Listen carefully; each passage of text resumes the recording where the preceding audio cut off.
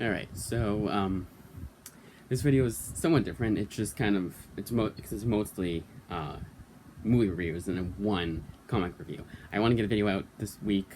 Realized I didn't have anything scheduled because I was supposed to finish the pile of 21 books, and then do a January pile, but that's going to be pushed off another week or two.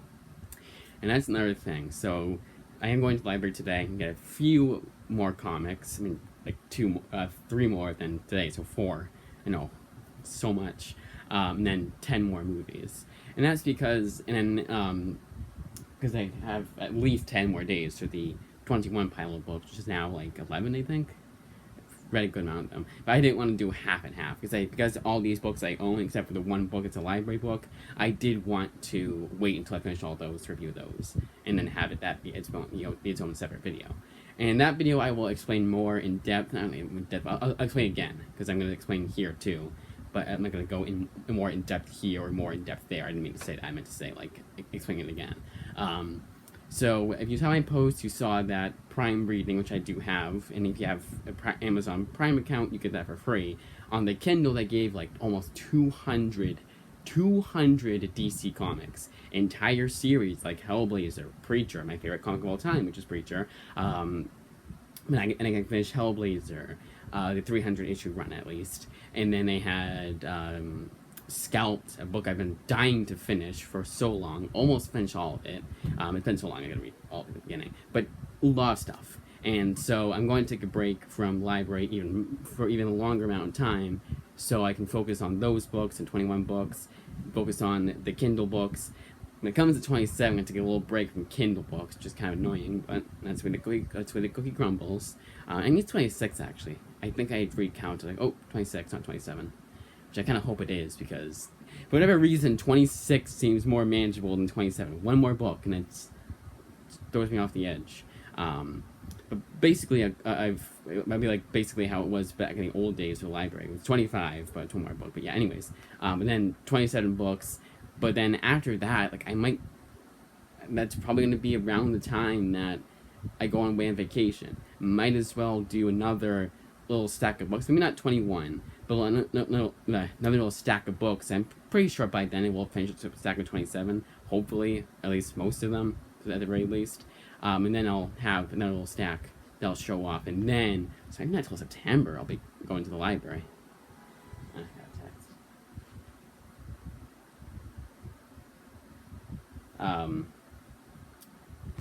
Yeah.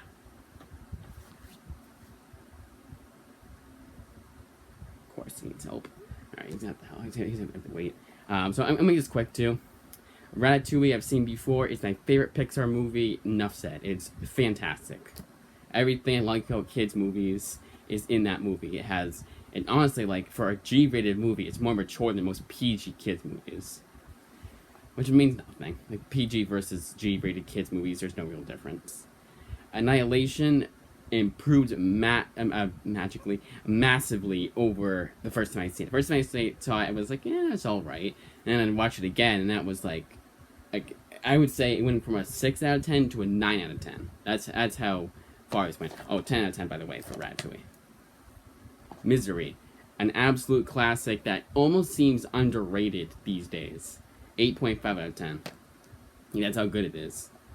The Muppet Movie, it's slightly disappointing. This is a good example of a kids movie that is purely for kids. Like, Ratatouille tries to break the mold a little bit. This one's just like, you know what, we're for kids. We're going to be endearing. We're going to be nice. We're going to be, if you grew up with Muppets, you'll still like it.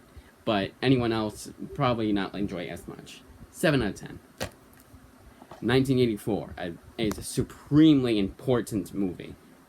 8 out of 10.